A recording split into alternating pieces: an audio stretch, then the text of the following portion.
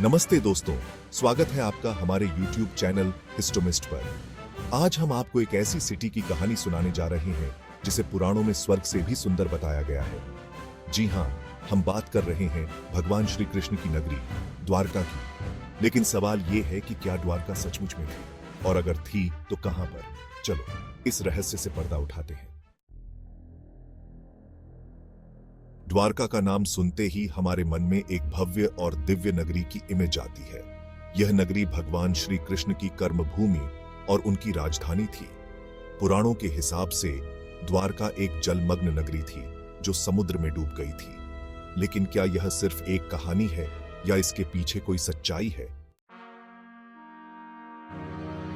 महाभारत और हरिवंश पुराण में द्वारका का जिक्र मिलता है। कहते हैं कि मथुरा छोड़ने के बाद श्री कृष्ण ने अपने यादवों के लिए द्वारका बनवाई थी।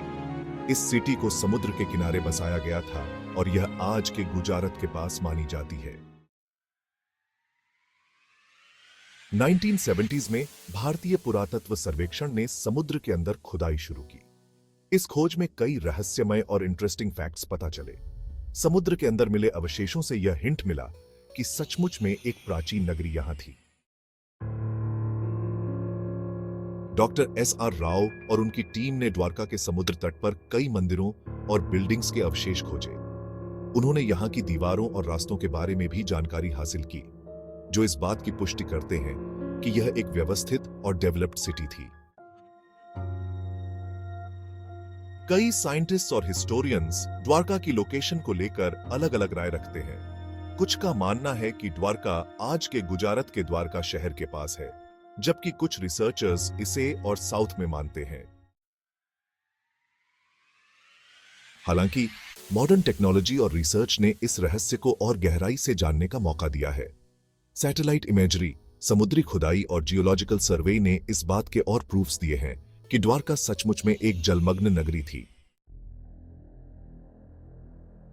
डॉक्टर अरुण कुमार, जो कि एक मरीन आर्कियोलॉजिस्ट हैं, वो कहते हैं कि उनके रिसर्च से यह साफ होता है कि द्वारका एक बहुत बड़ी सिटी थी जो समुद्र में डूब गई।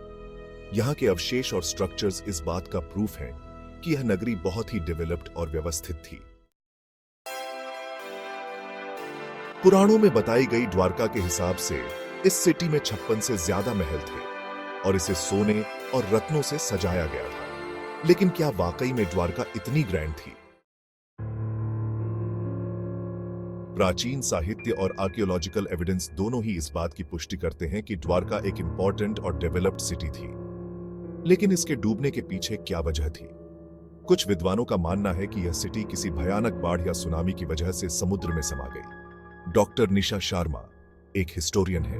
वो कहती हैं कि उनके रिसर्च में यह बात सामने आई है कि द्वारका का डूबना एक नेचुरल डिजास्टर का रिजल्ट था। यह हो सकता है कि किसी भयानक सुनामी या बाढ़ ने इस सिटी को समुद्र में डुबो दिया। लेकिन यह भी हो सकता है कि द्वारका का डूबना एक स्लो प्रोसेस था, जो समुद्र के लेवल में धीरे धीरे बढ़ोतरी की वजह से हुआ। चाहे द्वारका के डूबने के पीछे रीजन कुछ भी हो, लेकिन यह साफ है कि यह सिटी एक महान और डेवलप्ड सिविलाइजेशन का प्रतीक थी। आज का द्वारका शहर गुजरात में है और यह जगह पिलग्रिम्स और टूरिस्ट के लिए एक इंपॉर्टेंट अट्रैक्शन है। यहां का द्वारकाधीश मंदिर भगवान श्री कृष्ण को समर्पित है और हर साल लाखों लोग यहां दर्शन के लिए आते हैं। तो दोस्तों, यह थी हमारी कहानी द्वारका की, जो पुराणों और आर्कियोलॉजिकल डिस्कवरीज के जरिए हमें अपनी अद्भुत और रहस्यमय दुनिया में ले जाती है। क्या द्वारका सचमुच में थी या यह बस एक कहानी है? यह सवाल शायद हमेशा एक रहस्य ही रहेगा, लेकिन इस रहस्य की खोज हमें हमेशा एक्साइटेड करती रहेगी।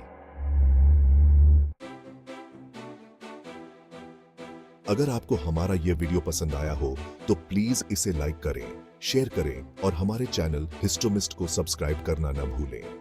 हमें कमेंट करके बताएं कि आप नेक्स्ट वीडियो में किस रहस्य के बारे में जानना चाहते हैं। धन्यवाद।